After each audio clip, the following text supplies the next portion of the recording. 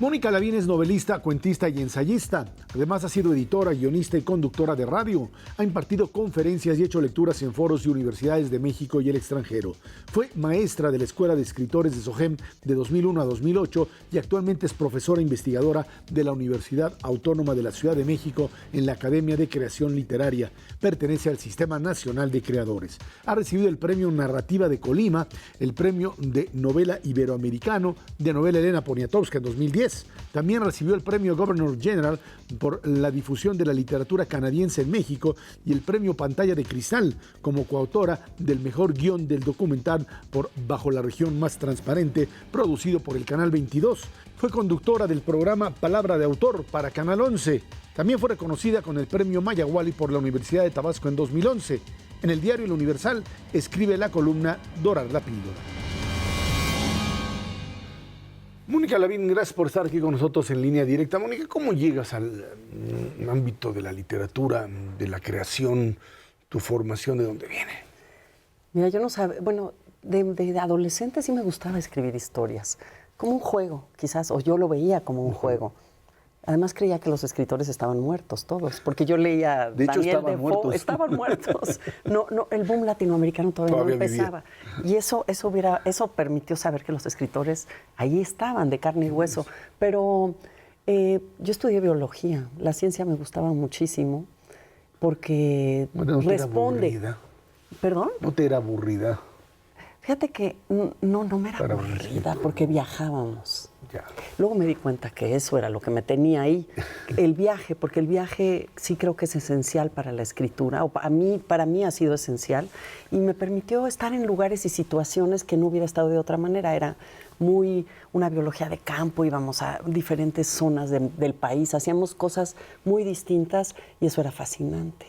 Y la ciencia me gusta por su exactitud, su precisión. Todo lo contrario de la escritura, ¿no? Que trabaja con la condición humana ambigua. Exactamente. ¿Esto te lleva a comenzar a escribir en qué ámbito? O sea, inspirada en autores que te llevan al ámbito de ¿qué? ¿Del cuento, de la novela? El cuento.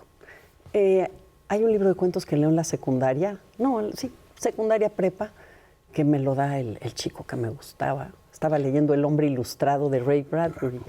Y aquellos cuentos que se desprenden de tatuajes, de la espalda de este hombre tatuado. Y mira, ahora no soy muy lectora de ciencia ficción, pero entonces esa posibilidad de que en una pequeña historia hubiera un mundo me cimbró. Y el cuento se volvió como mi género predilecto y el que yo quería ensayar en la escritura. Cuando tuve ya conciencia de escritura, lo que escribí fue cuento y yo creí que solo me iba a quedar en las aguas del cuento.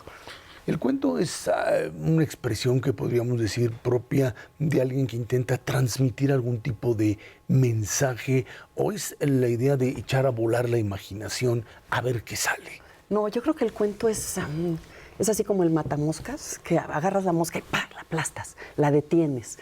Es muy preciso en el suceso que quiere contar, pero porque Cortázar hacía esa analogía con la fotografía, pero porque el suceso va a revelar algo de la condición humana, algo que nos compete a todos. Entonces, en el cuento, yo sí tengo que saber en qué va a acabar. Así como en la novela no tengo esa precisión porque voy a descubrir en el cuento a dónde voy, porque desde la primera línea, eso a dónde voy, me va a dar la fuerza o el brío narrativo o la intensidad. Entonces, no es el cuento para mí no es un género que puede ir al garete.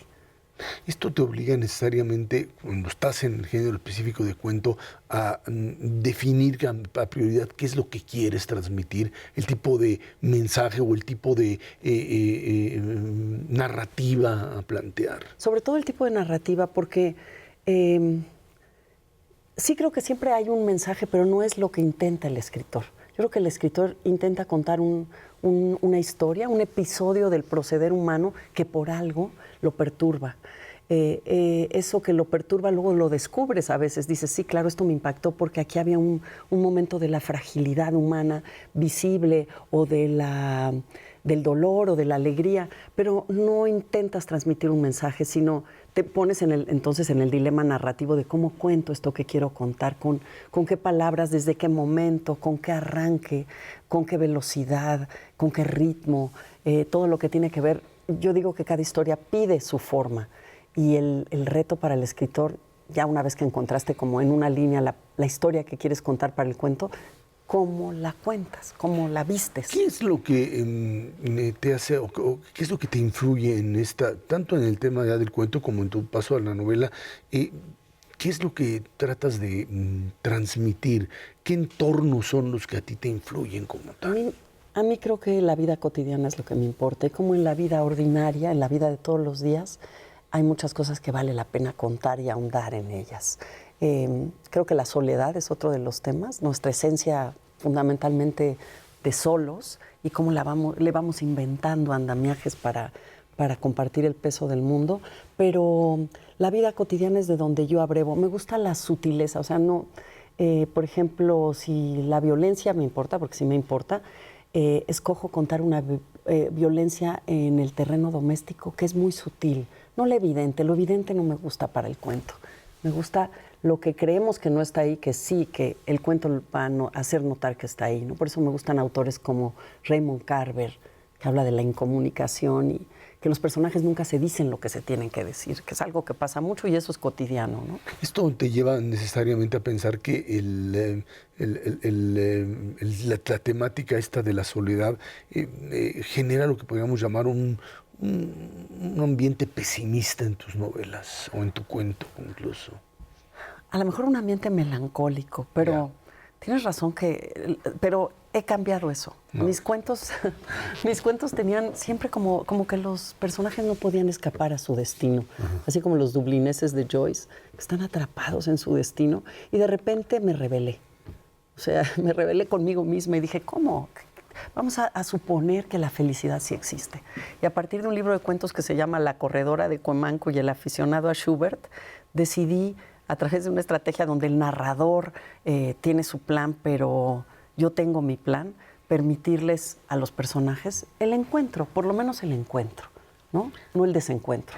Y eso es suficiente como para superar, digamos, esta noción de soledad o de abandono. Claro, porque lo que yo veo es que mis personajes siempre están buscando cómo encontrar al otro. Mi primer libro de cuentos se llama Cuentos de desencuentro y otros. O sea, ya el tema me asediaba desde entonces, ¿no? Desde los años 80. Pero ahora estoy de repente bordando. Bueno, difícilmente se escribe sobre la felicidad, porque el tema, digamos, siempre hay un tema triste atrás de la literatura, de lo que se escribe. Puede estar bordado de comedia y de humor, pero de repente pienso en que hay posibilidades para mis personajes, posibilidades luminosas. Ahorita platicamos de eso. Estamos platicando con Mónica Lavín aquí en Línea Directa.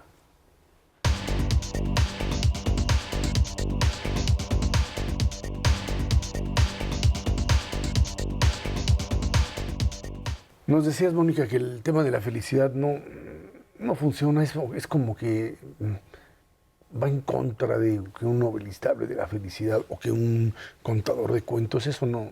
Sabes que los personajes pueden anhelar y buscar la felicidad como lo hacemos todos, pero siempre hay un conflicto, hay la otra cara. Creo que por irreal, digamos. Porque para que haya esa felicidad siempre hay esa contraparte de la tristeza o del dolor, si no ni la veríamos, ¿no? Así es. Ahora, ¿cómo pasas al mundo de la novela? ¿Cómo entras a la novela ya más allá de tu propio desarrollo dentro de la literatura? Un día, yo digo que un cuento responde a una pregunta, ¿no? Tienes una pregunta y de ahí surge contar la historia. Pero un día tuve demasiadas preguntas para una historia que quería contar y me di cuenta que entonces la escritura ceñida del cuento no me daba para responderlas y me obligó a saber más de mis personajes, porque la novela fundamentalmente es trabajo de personajes, tienes que saber su complejidad, se muestra en la novela, y entonces caí en el terreno de la novela con una novela que se llama Tonada de un viejo amor, y digamos ensayando la escritura de la novela es como aprendí a escribir novela. Digo aprendí entre comillas porque cada novela es un nuevo reto, un reto formal distinto y de lenguaje. Pero ahí me di cuenta que también me gustaba escribir novela. Que el cuento me encanta por su precisión, es más matemático, más científico. Y la novela es mucho más permisiva en el sentido de que es una arquitectura que permite que construyas aquí una habitación adicional, pero bueno, entonces necesita otra de este lado. Es un juego formal y estructural muy distinto y donde no sabes, como en el cuento que sí sabes el final.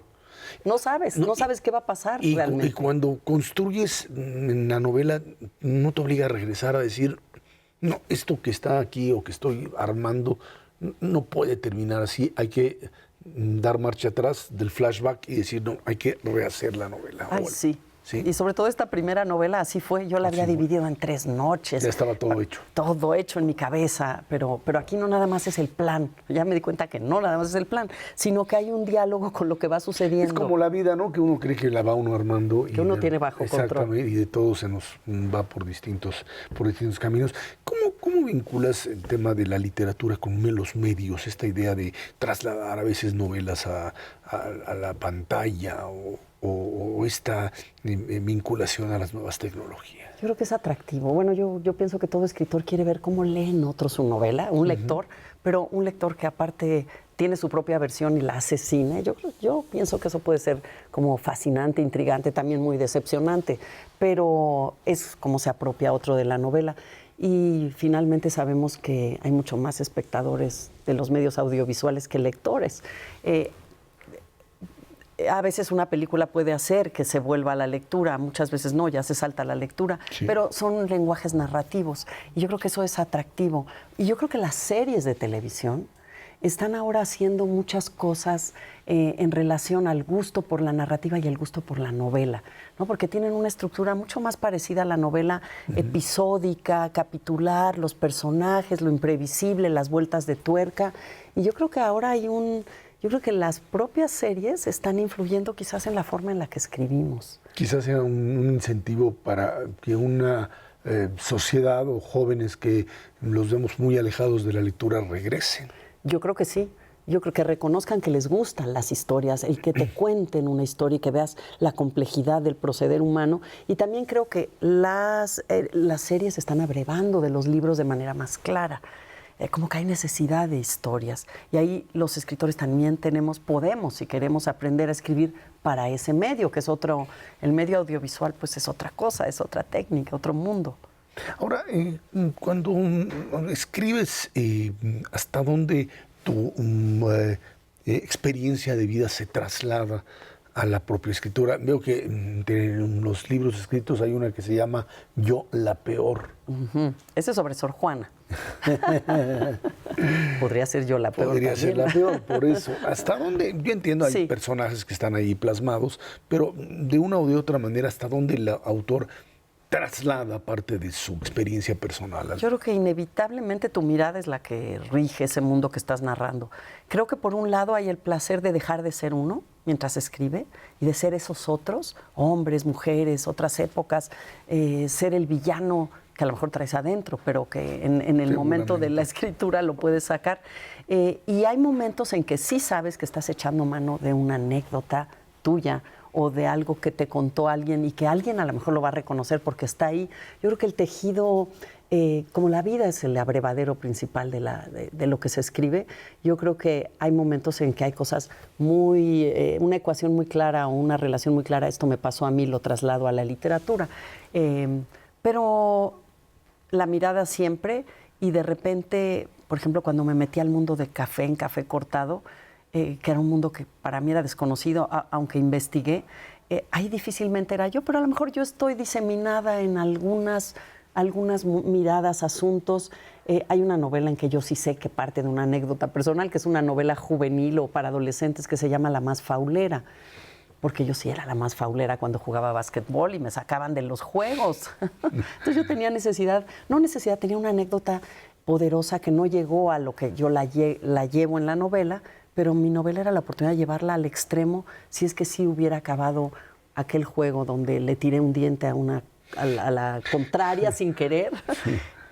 Iba a acabar en un acto de violencia, me salvé por un pelito. En la novela juego con realmente qué pasa, porque esa amenaza de violencia se me quedó muy marcada, y jugar básquetbol, claro, que era parte de mi experiencia. Es catártico estar escribiendo esto. Yo creo que ordena el caos que es la vida, ordena el mundo, y en ese ordenamiento, en ese tratar de comprender algo, hay un acto aliviador y catártico. Por ejemplo, del sismo del 85, me tardé 30 años en escribir de él. Sí sacaba pequeños artículos, pero ahora, no a raíz de este sismo, desde antes, a los 30 años del sismo del 85 empecé a escribir una crónica novelada, no lo había podido hacer antes. Imposible. No, y eso alivió mucho tratar de entenderlo, de entender todo, la huella de algo tan traumático como es eso. Y uno pensaría que eso también le debe de pasar al lector, al leerlo, que se le convierta en una experiencia similar. Desde luego, que se apropie y que sea parte de las huellas y las cicatrices, ¿no? Sí, creo que sería un elemento fundamental. ¿Cómo percibes rápidamente esta idea de un autor, un escritor que tiene capacidad de autocriticarse? Muy importante, fundamental. Porque yo creo que un escritor siempre debe estar en riesgo, experimentando. A mí, el escritor que ya tiene una fórmula y repite N novelas, bueno, para mí no sería atractivo. Entonces, la autocrítica, yo creo que todos necesitamos un primer lector, alguien cercano a lo mejor, en cuya visión confiemos, porque hemos estado tan solos en la escritura cuando estamos trabajando. Exactamente, el tema de soledad. Necesitas ojos, necesitas una complicidad que esperas que sea crítica, no complaciente. Y luego, pues, el editor siempre...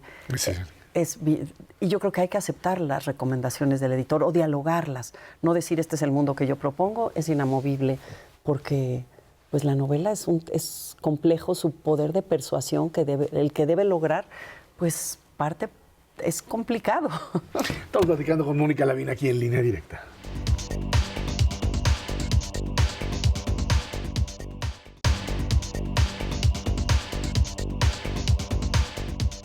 Mónica Lavín, tu más reciente novela, Cuando te hablen de amor, habla finalmente de decisiones que uno toma, que está uno ya a punto de hacerlas o las hace, que no son las que uno quiere tomar y finalmente que le afectan la vida de uno o varios personajes. Sí, quizás es un tema muy sencillo, cotidiano, o que lo vemos alrededor. Pero muy complejo. Difícil de resolver, ¿no? Sí.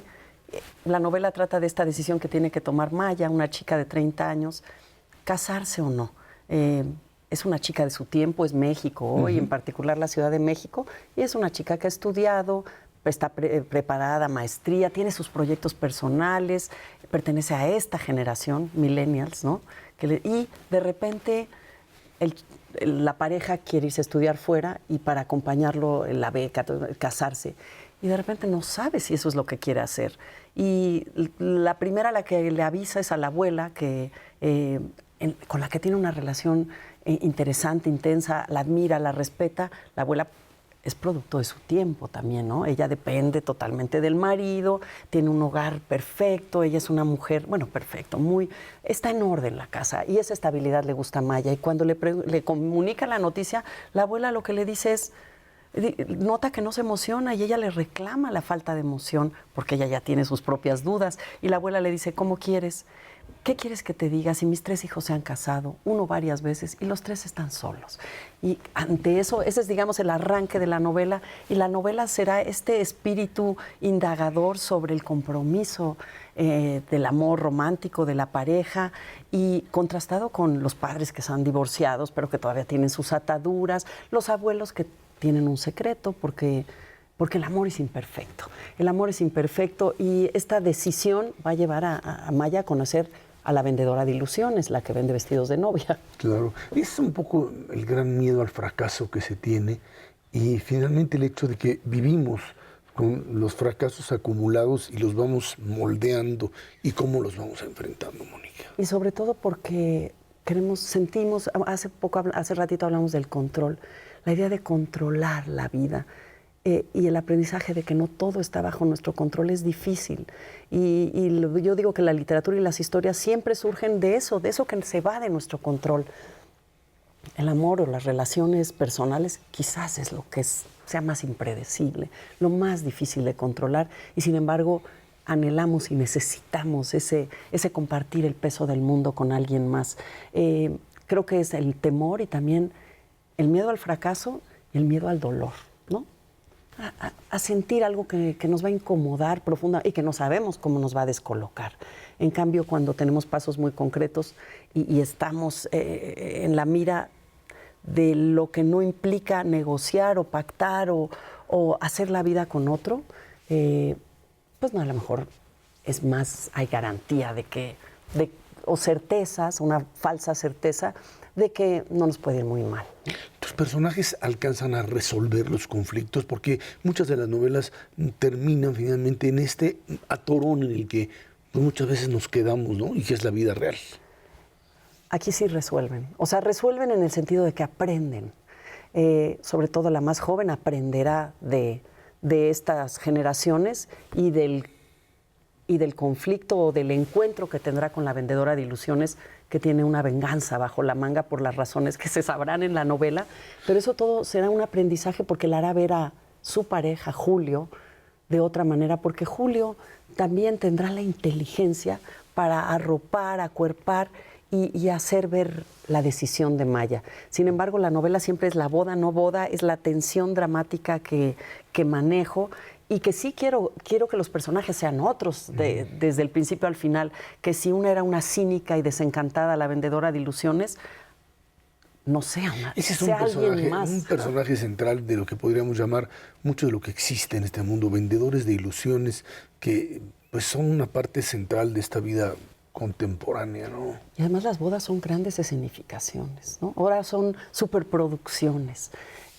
Quizás incluso el ritual es más cascarón que contenido y será uno de los conflictos o de lo que Maya tenga que ver, porque si quiere el ritual, todos queremos los rituales, claro. Los necesitamos, son un alto, además en este tiempo vertiginoso y muy de virtualidad, virtual, de poco contacto, queremos esa pausa, esa celebración, ese compartir con los demás, pero puede estar vacío de sentido o del sentido real del compromiso amoroso.